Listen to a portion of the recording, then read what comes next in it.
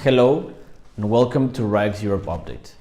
Today we'll present you with the highlights of our latest revision of the ratings of China. On the rating committee held on the 17th of May 2017, we decided to confirm the SGC rating at AA- and the CC rating at A+. Despite the downturn in fiscal and private debt metrics, these figures remain in line with our previous expectations, and we believe the authorities still have enough tools to control the economic transition and adverse external shocks. Furthermore, macroeconomic indicators remain solid, the external stance is strong, and official government debt levels are still acceptable. However, we also believe that these tools are diminishing and the economy's strength to cushion sudden shocks is declining.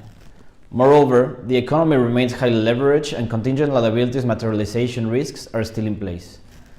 The fiscal deficit keeps widening and it finished 2006 at minus 3.7%, a lower figure than we initially anticipated as a result of the loose fiscal policy, which alongside an accommodative monetary policy also caused the economy to grow by 6.7% in 2016, aligned with the government's target between 6.5% and 7%.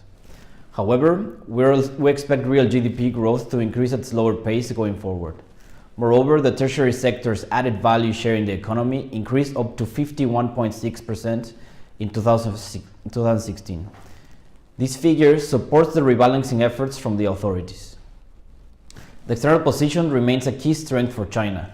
Exports and imports have started to pick up again, and the current account balance remained positive at 1.75% of GDP in 2016. Official capital outflows have eased due to imposed capital controls, causing the Chinese yuan to stabilize and international reserves to pick up again in February 2017, after a prolonged period of decline. Besides, the net international investment position remains quite strong, and it improved up to $1.8 trillion as of the end of 2016. The potential materialization of China's contingent liabilities remains a potential risk for the economy. One of the sources of risk is still the highly leveraged and low profitable state-owned enterprises.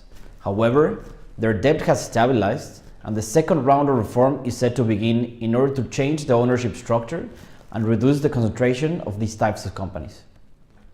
The second risk factor regarding contingent liabilities is the increased local government debt through local government financing vehicles.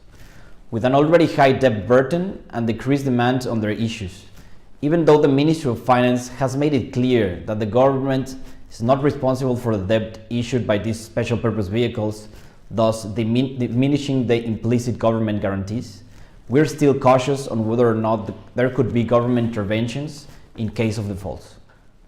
On the other hand, we expect official government debt to increase steadily in the mid and long-term perspective. The economy remains highly leveraged as the aggregate financing to the real economy, which is a figure measured by the Chinese authorities, keeps increasing, and at the end of 2016 it was around 209% of GDP. Among the different types of financing to the economy, trust and entrusted loans were the ones which escalated substantially, mainly due to the government's effort to curb financial leverage. These types of loans are a proxy for the growth of the shadow banking system in the country.